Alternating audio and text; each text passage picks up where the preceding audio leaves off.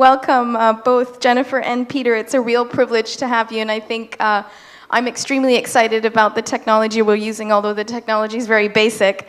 But I know that both of you have done this, so good morning to you, first of all. I know it's very early. We've spent the whole day talking on a number of different issues, but I think we're going to jump right in to hear from the both of you. If you can just tell us a little bit about your journey. I think everybody's excited to hear how you've come about to focus on the area of adolescent girls, challenges, and just some reflections would be really, really helpful. Sure. Well, you know, we both had a life before philanthropy, and I am and was a musician and composer, and I was going along in my life, and we were having various experiences, and then my dad in 2006 decided, as you all probably know, to give all his money away.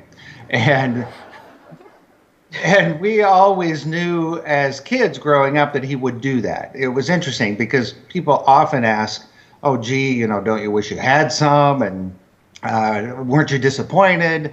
But the truth is, we always knew, and we always felt that was right. My father's success was his success. I was making my own, and my siblings as well. And so when he did this, it was not a surprise. It was a surprise, however, that he did it before he died, because we thought it would happen upon his death. And also that we would play such a large role. And so when in 2006, Jennifer and I were the recipients of this amazing gift, $1 billion foundation at the time, and now it's more than doubled. It was a big shift, obviously, in our life and what we wanted to think about. Now, luckily, we happened to have just moved to New York City, and so we knew we were in a great place to learn, and we knew we had a lot to learn. And so we spent a lot of time doing that. We certainly did some granting. We gave money away in various ways through things we believed in, but we were mostly in it to learn for the first couple of years. And so we listened to a lot of people that were already in the field, both what I call the givers and the getters, you know, the people giving it away, the people receiving it, how the philanthropy world worked. And the other important part of this is in my musical career, I was working with the indigenous people of North America a lot, and Jennifer and I both did in various ways. And so we knew from various things, both where we lived and also with the people I worked with, that the world was very much out of balance.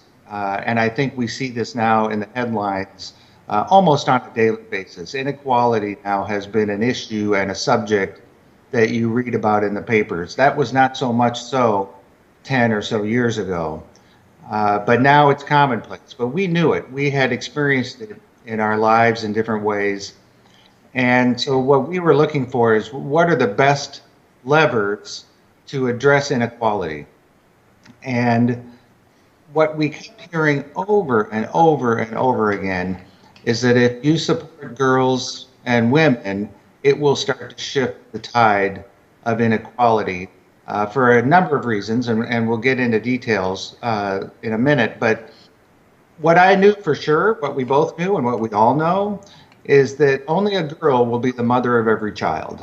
That is one thing that everybody can agree on. And if that's the case, if that girl is healthy and educated and has agency in her own life and possibilities, then the odds are her children will be better off and the world will be a better place. And so it became essentially the most logical thing, the most efficient thing to do with the money. And in the sense that the easiest thing in terms of thought, not so easy doing it, but very easy in terms of, again, the logic of it, to say, well, if we support girls, that is the most future-oriented, balance-oriented, equality-oriented thing we could possibly do. So that's really how we got to, kind of in a quick synopsis, how we got to supporting girls and women. Great, that's really helpful. Jennifer, do you want to add from your I, perspective? yeah, I think we talked about 2006 when Warren Buffett decided to give his money away and we were endowed with this large foundation. Something that was very smart that Peter's family did was actually to start us with greatly reduced, smaller amounts. Back in 1999, we started with $100,000 that U.S. dollars that we had access to spend on philanthropic projects however we wanted to. We could write one $100,000 check, or we could write lots of small checks as long as they were to non-governmental organizations.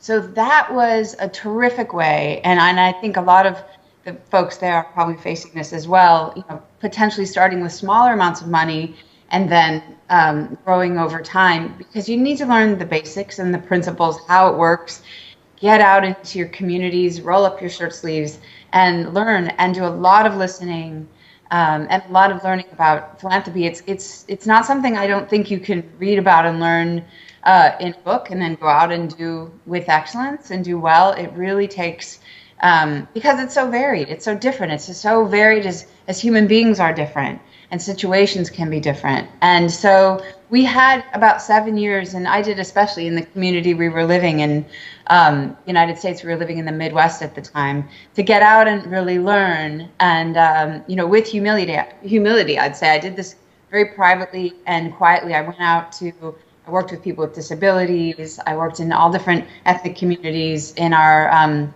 area that I really wasn't familiar with, and just did a lot of listening, a lot of learning, and a lot of smaller granting.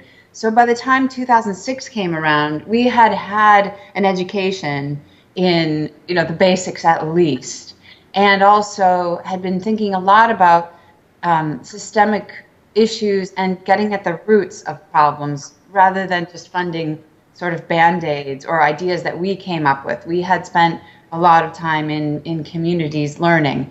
So this idea of supporting adolescent girls and then thinking about gender inequity didn't just happen overnight. It was really years and years of actually traveling the world as well and seeing and experiencing those inequities deeply, and seeing and experiencing what that does to the next generation, and then possibly and definitely actually what that could do if you interrupted that cycle and invested in a girl to become, like Peter said, a healthy, skilled, vibrant mother of tomorrow, or even if she wasn't, a member of society that had much more to give and more to give to her boy and girl children as well. So I just wanted to add that I think it's really important, if you can, to start small and to learn. And we were very fortunate that we had about 7 years to do so before the big endowment.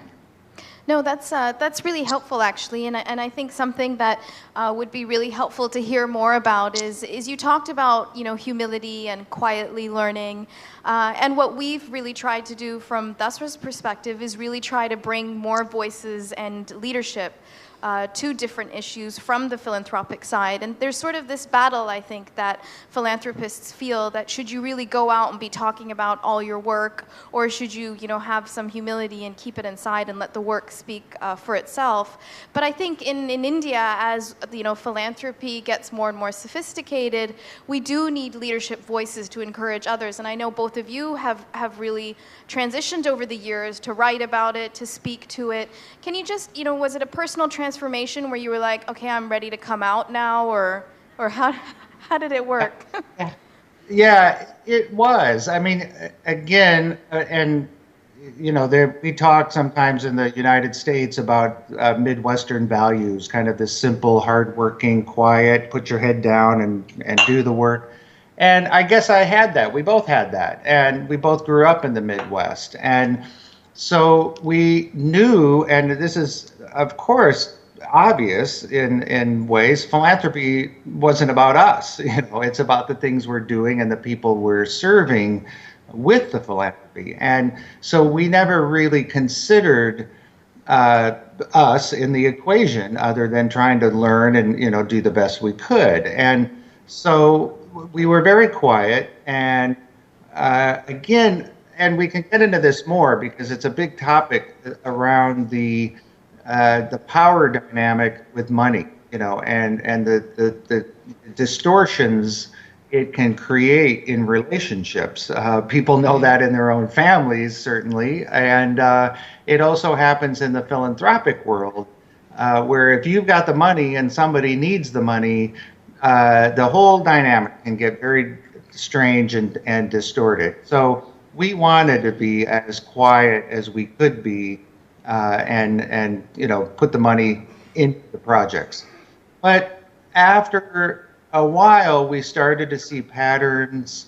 I think we started to realize that sometimes our voices did matter, just like you're saying, that it is important to show leadership.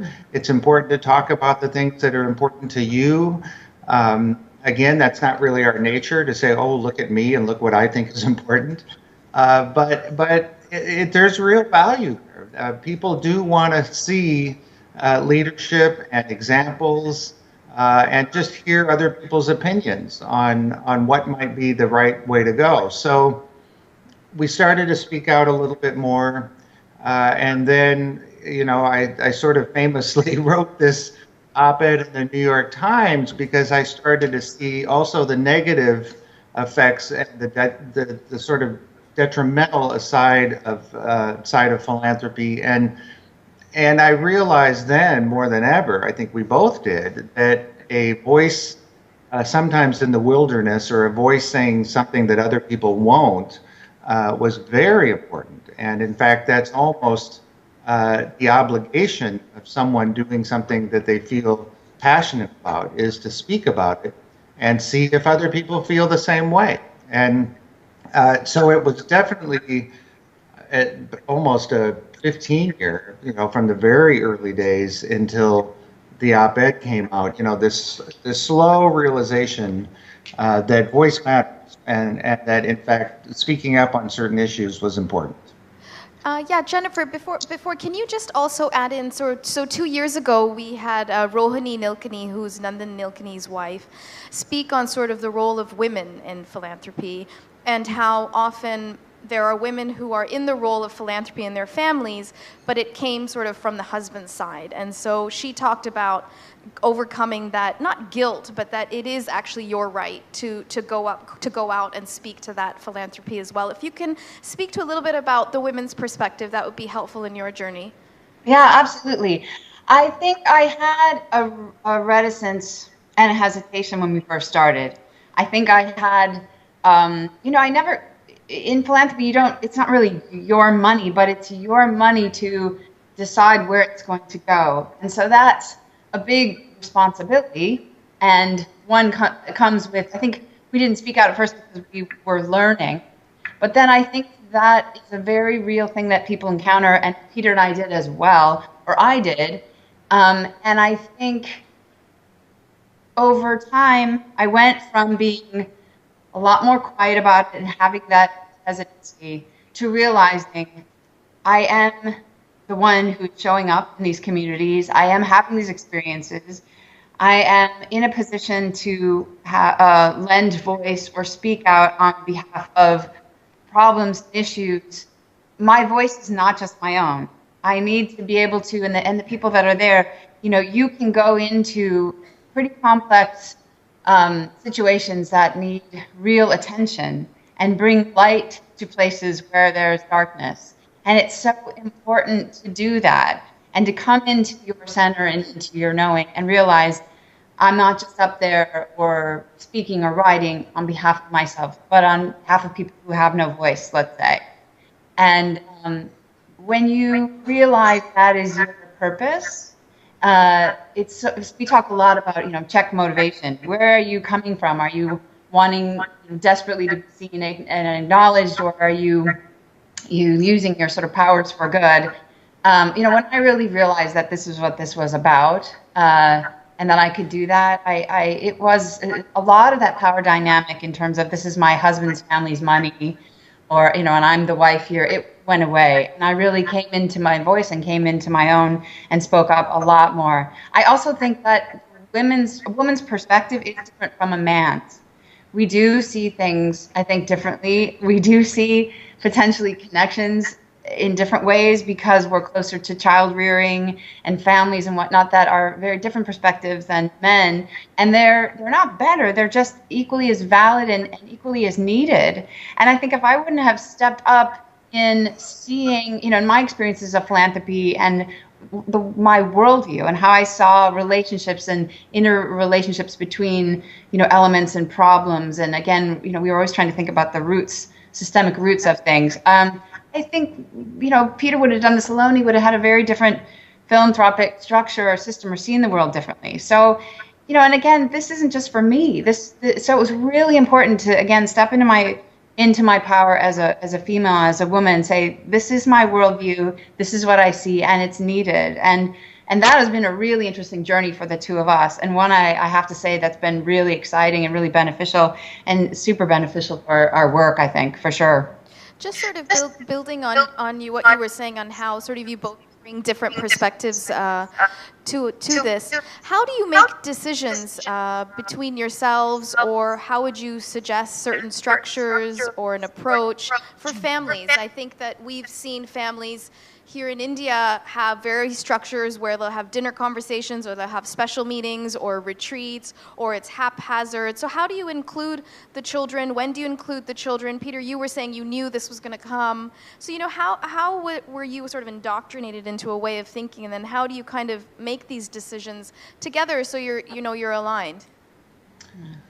Well, that's actually a great question for our family, because people ask it in a different way, and I think it was important for us. My parents set up separate foundations for the three of us, and so I think because what I'm getting at is that's a tricky subject, because families have a dynamic, of course. There's always different things going on inside, and someone may feel left out. Someone may feel like the other one always gets the attention. Someone may feel like who knows what. But there are family dynamics that go on, and money, of course, can distort those things. And so I'm sure there are many different ways at the issue. But for my parents, they decided to give my brother, my sister, and myself all separate foundations. And so we weren't ever sitting at one table saying, well, but this is more important than your thing, or, why don't you pay attention to this? Because, that kind of stuff that can start to happen. And so it may be the wisest thing, even if there's one large family foundation, to have small buckets where each child can have something they know is theirs and they can focus on. That might be a solution, for instance. It doesn't have to be distinctly split into pieces, but even just to have small amounts or some kind of an amount that each child gets equally, so they know that they can focus on something that's they're passionate about, even if the larger amounts go somewhere else. Now, what's interesting is that because my sister and my brother and I were never at the same table saying, well, but wait a minute, what about me? We have ended up working together, and will, I think, continue to surprise ourselves how we do work together, because my sister works in early childhood education. My brother works a lot in agriculture in Africa. Well, it turns out most of the farmers in Africa, or certainly many of them, are women. And so we end up working together in an area that we never would have expected. Or my sister and us, work together in some sort of social emotional learning issue around children. Things will end up happening, and it's a pleasure, and it's a surprise, and it's fun to explore, as opposed to one of us, again, saying, but what about me? This is important. So somehow delineating at least some amount of money so that people feel like they can be passionate about something that no one else may understand, I think is very important. Jennifer? I agree. I think that it was so brilliant that his parents realized that it's going to be better that if we had some autonomy, that we would end up probably naturally working together, and that's what's happened. So, but do the both of you sort of just have conversations and vote, or you always come between the two of you? We did a lot of conversation around the dinner table, formally bringing in people we admired and respected into the foundation, traveling. So it was a constant conversation for many, many years and we got very clear about how we saw the world. So our vision and mission statement, and then the transformation that we were seeking. So we defined that and spent a lot of time. And this is just something that we felt we really needed to do. Otherwise, we thought, Peter may go this way, I may go this way. Why not try to? And we also are, we have a marriage based on a similar worldview and vision and values. So we have that going for us, and spent a lot of time again thinking about what the change we wanted to see in the world, what were our shared worldviews, and then so now the decision making really deeply comes from that, and isn't as difficult as you might imagine, because it's been this process sort of to identify areas that we feel would have terrific leverage. And then we have a staff that, again, has internalized the changes I think we want to make, how we want to operate, how we think transformation happens.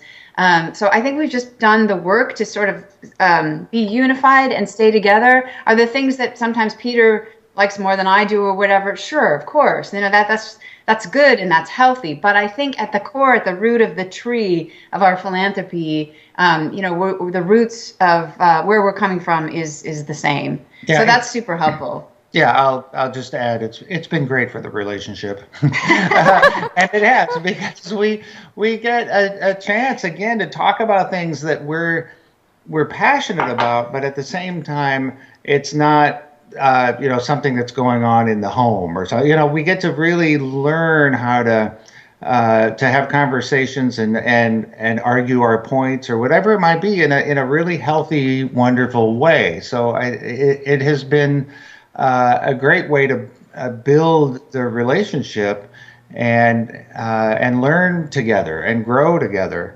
And also, Jennifer said one other thing I want to make a point on, and that is that when we got the large gift in 2006, like I said, we did these really over 2 years of deep learning with other people, but we didn't have much of a staff. We almost had no staff, at least for the first year and into the second. And so we were able to hire to our strategy, to our thinking, and that was a huge plus. We didn't have to walk into a place that had all these people saying, okay, what do you want to do? We knew what we wanted to do, and then we hired the people, and that made a huge difference in the work, I think. Thank you. That's helpful.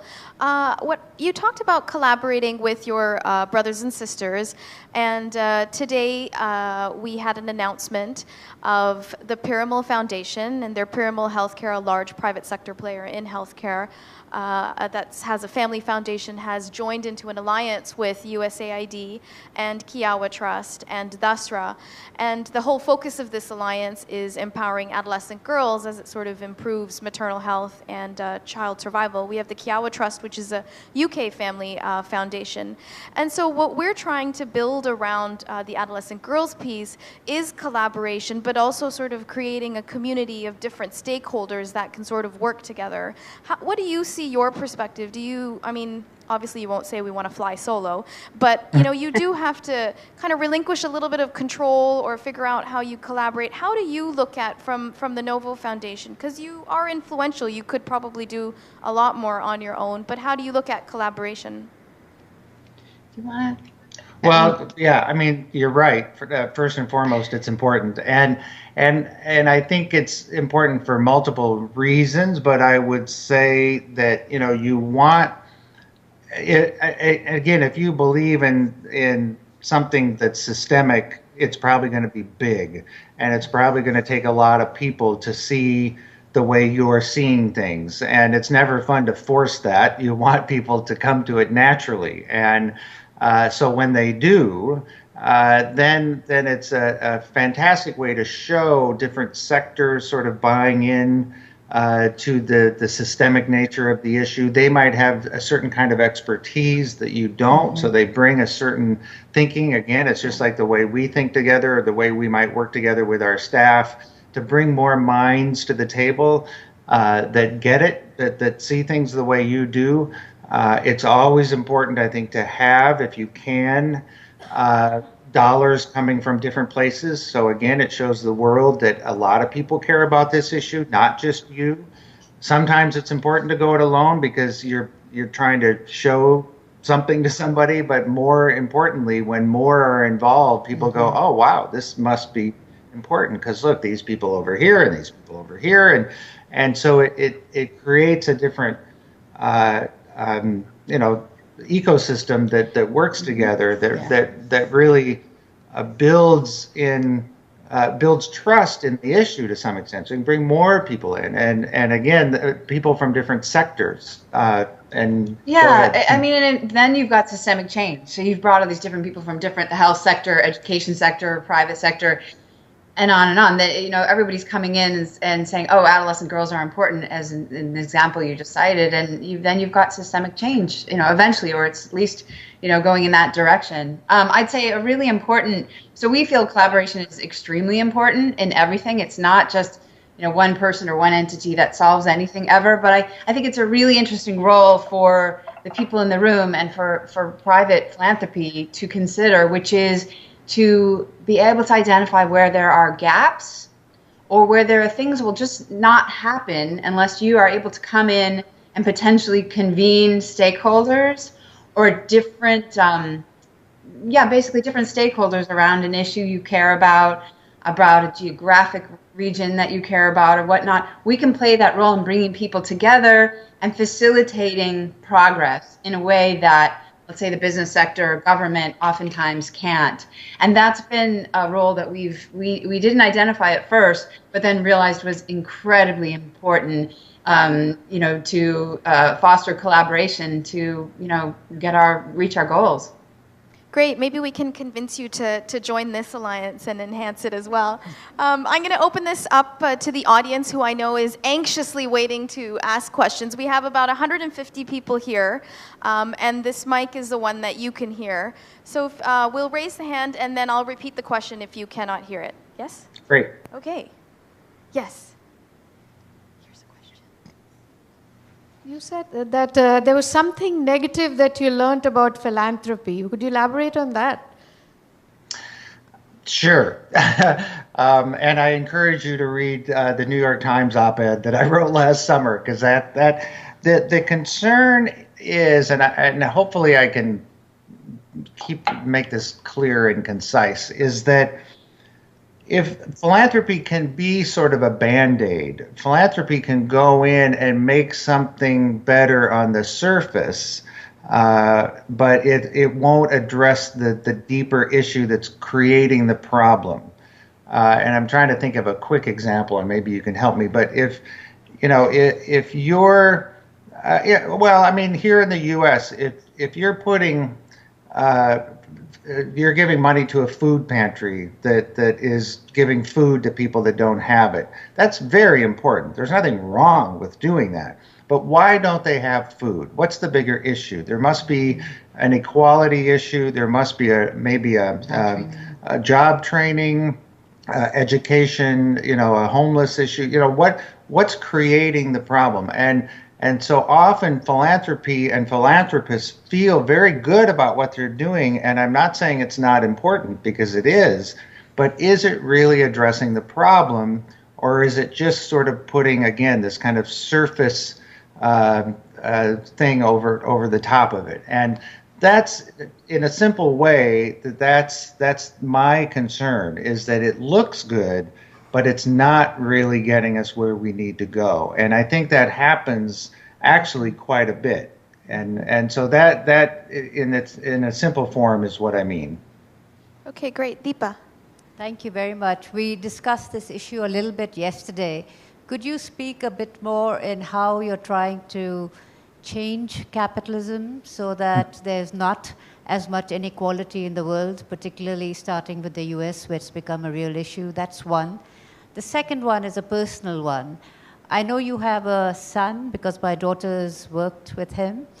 Could you talk about how you're influencing, how your thinking and your philanthropy work is influencing, or how do you include them? Sure. So with the first question, it's we're really trying to change capitalism because I do think it's an issue at the community level. So, and we're just getting into this now, to tell you the truth. It's what we call it over here is economic justice. That's often the word for it.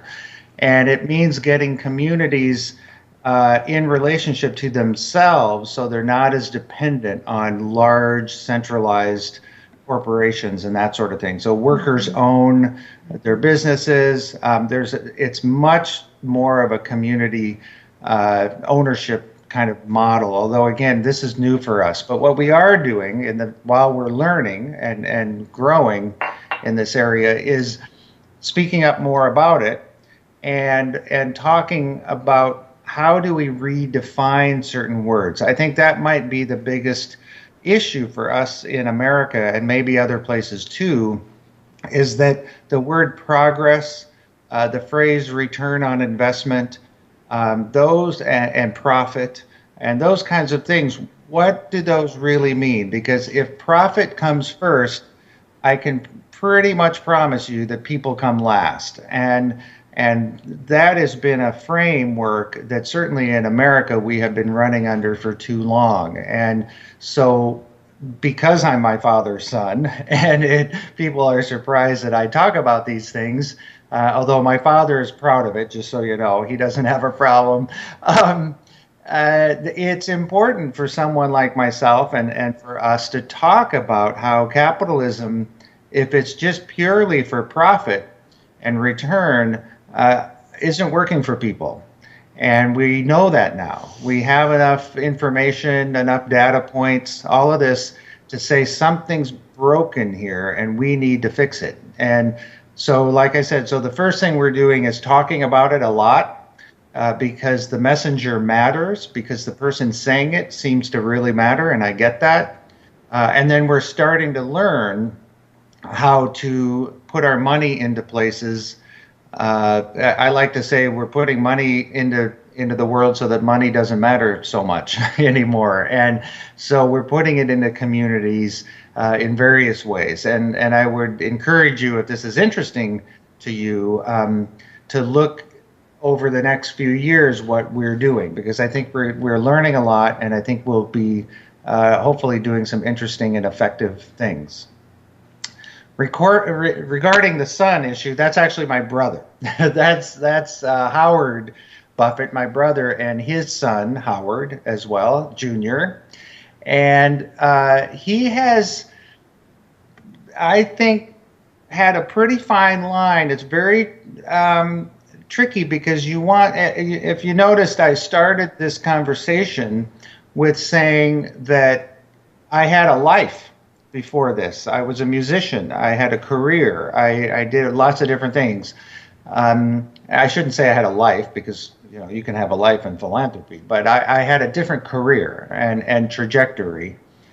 And then I got into philanthropy, as we both did. And my brother has been trying to kind of find that line between his son's interest in philanthropy and interest in social good and that sort of thing, and making sure that at the same time he develops as his own human being, and he's not just doing what his father's doing because he wants to do what his father, wants him to do. and it's a tricky balance because he really does enjoy it very much. But he's worked inside the government, he's worked inside of other social institutions, that sort of thing, to learn on his own.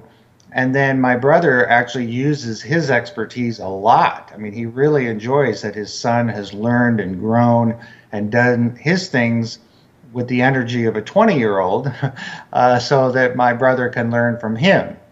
And I think they've done a great job of working together quite a bit over the last few years in particular.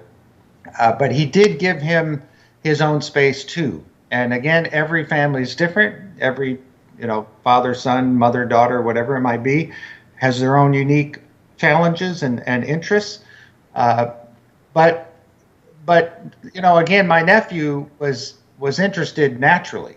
He really did want to go that direction, even from being a little kid. And so it's been a really healthy and wonderful relationship between the two of them. Thank you. Yeah, go ahead, Nathan. Peter, you and your family are managing a prodigious amount of capital that you are looking to deploy going forward. There must be a challenge associated with, on one hand, balancing the pace at which you'd like to deploy that capital with your ability to measure impact, especially at a very sort of field level or ground level. There's always a risk that you may be too many levels away from what's actually happening on the ground, or you may create an organization or a structure with too many intermediaries or too many staff involved. How do you manage those kinds of challenges? That's a great question, and yes, you're right. It's a challenge. It's very tricky, again, especially because of just the natural distortion that money brings into the equation. If I will guarantee you that if Bill Gates shows up in a room, the room changes. People suddenly are thinking different and acting different and all of that, and that's nobody's fault. It's just the way things are. And so we've tried our best to be as sort of deliberate and slow as possible when it takes that, and fast when it takes that, because sometimes foundations can move too slow, for sure, the process, but moving too fast can be an issue. One thing we talk about with our staff is, some of the things, the qualitative things we want to measure may not be measurable until we're dead, until we're gone. These are slow generational changes, certainly with girls. So what can we measure in the short term that tells us certain things around age of marriage, how many children, how healthy? There's certain things you can see happening relatively quickly. What you won't know if their children's children are better off. We won't be around for that. And so we both try as often as possible to find this balance and remind our staff that don't get too caught up in measurement, but find the things we can measure that are indicators that we're going in the right direction, as opposed to solid, hard evidence. And some programs, there is good, solid evidence, and other ones it's softer. And I think this plays into sometimes intuition versus data. Sometimes you really do have to feel in your gut how things are going, which speaks to your other part of the question in terms of how do you know your gut is right if you're 6 times removed from the issue. And staff is incredibly important. Good relationship, constant relationship with staff. Really, again, forming not just I'm your boss kind of relationships, but we're in this together. We are colleagues. We are partners. And so you start to get sort of deeper understandings of the kinds of things you're looking for, because I will tell you, there are members on our staff that will travel a lot more than we will, and touch the ground in terms of the people a lot more than we will. I guess, overarching issue, and I'm sure Jennifer will want to say a few things here too, the overarching issue in all of this is partnership and collaboration, feeling like the person you're working with, whether it's an NGO on the ground or staff in the office, that you're with them on this journey, that you're learning together, that you don't want to just hear the good news in particular. That's a super important one, that you want to hear the whole story, what works, what doesn't. I think above all, that's the most important thing, to let people know you're just another human on a journey in life, trying to do their best and learning as we go. And suddenly the expectations of, oh my gosh, I have to say the right thing, or this won't happen, or all those walls start to fall down, and you're just 2 people in a room. I think I'm hearing something in your question that's really important, and I think very astute on your part, which is when you have a great deal of resources and then they enter a marketplace or they enter a system, the unintended consequences that can happen from that are real. And even if somebody's very well intended, sometimes organizations can be overloaded or flooded, or all of a sudden all the priorities go towards, follow that money.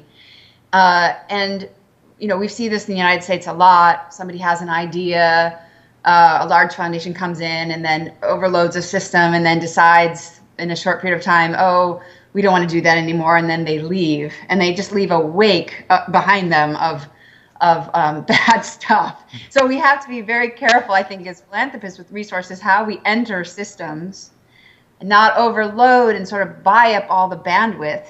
And I'm intuiting that you're understanding that and wanting to be careful of that.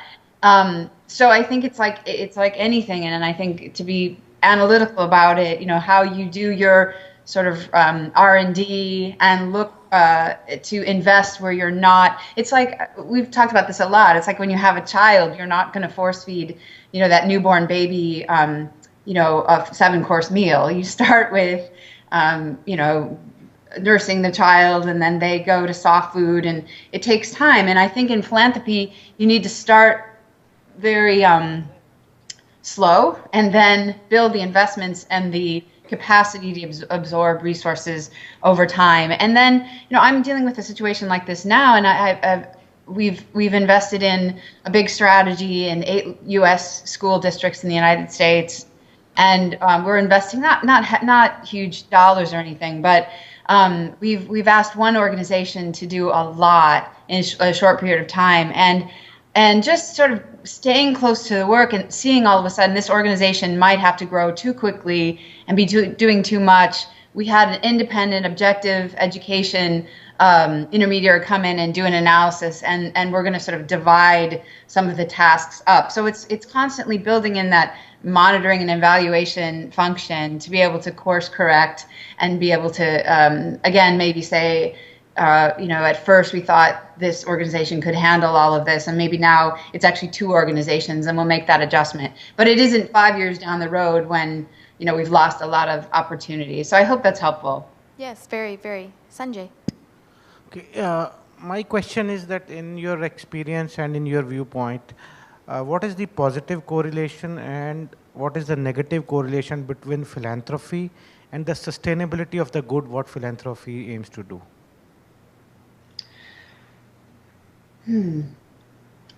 That's a Yeah. You want to? I think I'm gonna let you take this. I'm not sure we do fully understand. Yeah, I want to make sure. So I think it's kind of if you look at philanthropy, then you can have a tendency that an organization will become dependent. So how do you ensure that with your philanthropy, you're at the same time building in sustainability? Right. Yeah. Exactly. And that's a great question, and it's. And that's where you can use indicators. I mean, you can see, again, this also gets back to kind of the systemic versus the kind of Band-Aid, the patch on something, and how do you make sure that you're just not continuing, to some extent, the issue itself.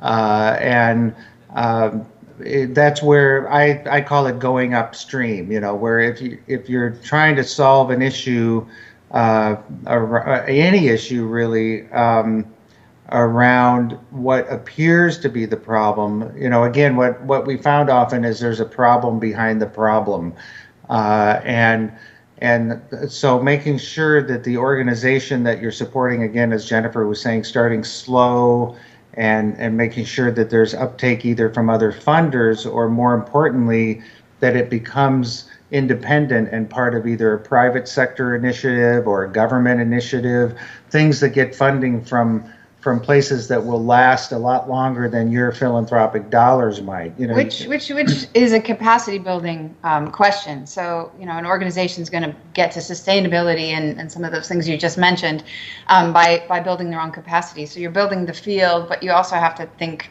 and we spend a lot of time in this as well, and a lot of resources in building the capacity of organizations and fields, frankly. It's essential. absolutely essential. Just like if you were trying to grow a business, you have to, build the capacity of that business at the same time. I'd like to ask each of you, what's been the thing that's touched you most? It doesn't need to be emotional. It could be a success. It could be a failure. But in what way has a particular incident or something you've seen really impacted you personally? Wow, something within your philanthropy, obviously.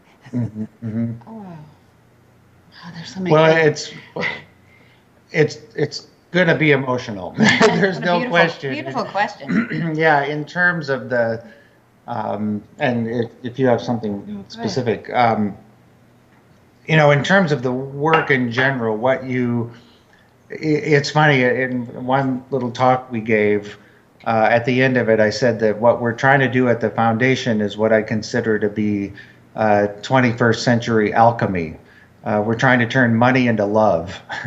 And what I mean by that, and what we mean by that, is that, money is just energy. It just moves from one thing to the next. It makes things happen. It changes things by its movement. If you hold on to it, nothing happens. So like electrical current or a battery or something, you have to plug it into something to make it go, to make it do something. And so the money, hopefully, is doing that in people's lives and in various organizations around the world. It's giving something life or an opportunity or a possibility, potential. And so you only see that potential when it touches a human being. And so here's the money leaving, we think we should do something with it. It leaves the bank, it goes through the system, it reaches the organization, but ultimately it's the person that it's going to affect. And so every time we're touched by the work, it's because we've met a human being whose life has changed in some way. They're getting educated, they're healthier, they're smiling, honestly. I mean, when we go to any place, whether it's here in America or around the world, and we sit down specifically with a 12-year-old girl, a 14-year-old girl, and she sees that there's a possibility for her life she didn't know she had, in whatever way it might be, and there's a sparkle in her eye and a smile on her face and hope in her voice, there is honestly nothing better than that. We all have our own personal family, but suddenly all of these people are your family because you're realizing you're giving them all a possibility they wouldn't have had otherwise. Yeah, beautifully said. I would say it's the human dynamic. And there are three things I feel like in my life that I see, and especially philanthropy, that everyone responds to, and no matter what's happened to them or whatever challenges they face, if people feel safe and seen and celebrated, that is so enormous. And that in those internal gifts, being safe, seen and celebrated, and oftentimes that happens by other people caring about you. You are then able to transform in such incredible ways. We have such a at our core, human spirit is really what is the source of transformation, not money. But I think the money buys that safety and buys the ability for programs or another human being to be able to show up or be there for you and see you and celebrate you and get you on a path.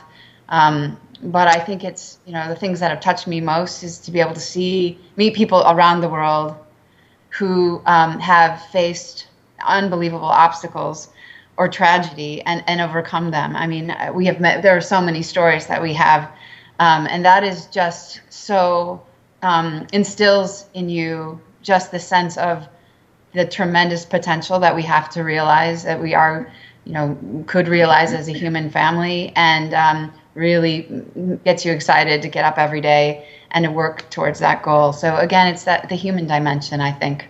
Yeah, and I'll just quickly say that we've been to Bihar twice, and in that area, we have met girls, Fatima, who comes to mind, in Bihar, and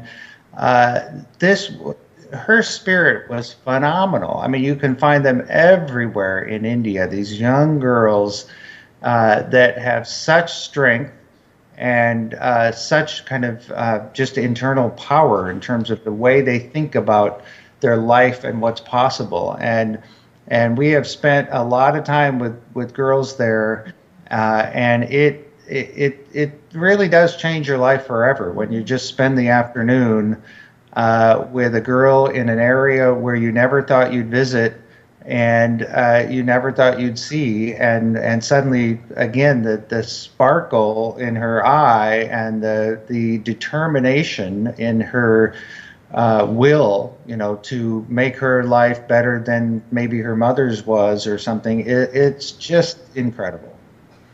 Thank you. Ajit. It says here you did the musical score for the Kevin Costner Dancer with the Wolves. Yep, part of it. It's my favorite scene and one of my favorite movies type thing, so there's a strength there. We have Bollywood here, which has similar music. Is it possible to bring your core strength, wrap it with Bollywood, and wrap it around some skill development for adolescent girls? If it's so, it'd be great. That's a stop. It is? Okay. Yes, good. Gotta be way. Yes.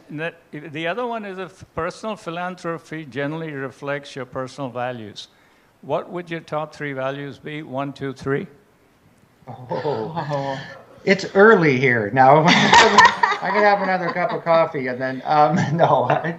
Do you? I mean, I think it's sort of what I just said. I think that we feel like every human being needs to be is precious, and that they need to be safe, seen, and celebrated. And I think top 3 values. I think that we need respect for ourselves, for other people, and for the planet. We live on a finite planet, and I think that we've had this notion that it's just there for our taking, and I think that's where capitalism has fallen short, and that we need to actually sustain our sustainer, which is this abundant planet that we seem to be depleting, and then fighting with each other for scarcer resources. So, I maybe it's not a 1, 2, 3, but I think we need to shift that paradigm from living in greed and scarcity and lack to somehow coming together as a human family pretty quickly and saying we need to share in sustaining one another and respecting the planet we live on, and co-creating a better world. I think that those are the values, and that's the vision that drives me and us, I know. Yeah, absolutely. I would agree. It's really about every life. I mean, we all have the same blood flowing through our veins. We really all want the same thing for our children. I don't think you could go anywhere in the planet and not get probably the same top answers in terms of what's important to you if you really got to the core of it in terms of relationship and loving relationship and caring and so everything Jennifer said, which is good that we have the same values. That is really, really great. I'm sure a lot of us couples can learn from you both. So there's some marriage counseling in your messaging as well. So that's already happening. Get the marriage counseling. Right. The world will be better. Well, great. Well, we're going to bring it to a close. Thank you so much for sharing, and both of you fitting so nicely into that a camera. Just a little story I wanted to share with you. In 2000, when I joined the class of 2002 at Harvard Business School, we were in that little auditorium, and Warren Buffett, your dad, gave us the opening and sort of convinced us all that we were leaders of tomorrow and we were to make a difference. And I just wanted to say I never at that point imagined, 12 years later, that we'd have the privilege of speaking to you, working on adolescent girls. So it's a real privilege. Thank you so much for sharing your story, and thank you, all of you, for all of your questions. Bye-bye. Yeah. Thank you.